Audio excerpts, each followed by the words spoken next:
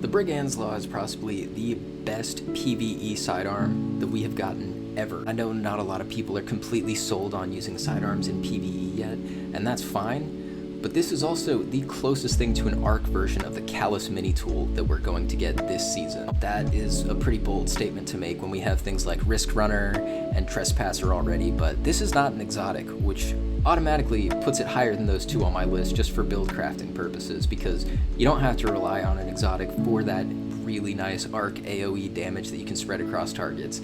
And it's already got pretty decent reload speed on its own. Like, even with extended mag, which pretty much tanks your reload speed, it's still sitting at about 31 right now. Now, you can put flared magwell on here, which is definitely going to be better, and you can also throw on something like arrowhead, or you can throw on fluted, which will definitely help. Now, this is the fastest firing close range weapon that is capable of getting volt shot that we have so far. And enhanced volt shot is significantly better than normal volt shot if you were a little bit underwhelmed by it at first. I know it took a little while to sell me on it, but it's really great.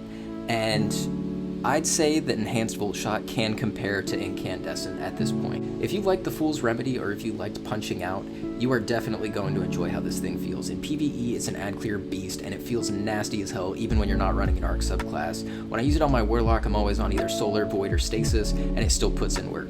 For PvP, you can spec into airborne effectiveness by running steady rounds or extended mag and pairing that with Icarus Grip, and then you can throw rangefinder on there to increase your zoom and your overall range, which is really nice because this thing can actually get some pretty good range, and I know things like Punching Out and Fool's Remedy were pretty good with rangefinder on them. You can also pair that with Mechanier's Trick Sleeves, and you can pair it with the mod Surprise Attack. You can also run this with Forerunner, which is pretty nice. So that's something I'd definitely recommend trying out if you want to run this in PvP. It is definitely better for PvE than for PvP, especially with Volt Shot. Volt Shot's not really something I like using in PvP. Some people may disagree with me on that, but it's just a little bit more annoying to proc than things like Incandescent. So I would definitely recommend running this in PvE more, especially if you're only planning on crafting one of them right now. This is the role that I would go for, although you could, again, go for flared and fluted over full bore and extended mag, but that's just what I figured I'd put on it because it feels good right now. Now, if you're interested in farming one, I do have a video up on how to do that with all the seasonal weapons. It also goes over which ones are worth going for and which ones aren't. Just the heavy weapons aren't worth going for. All of the other ones are pretty great.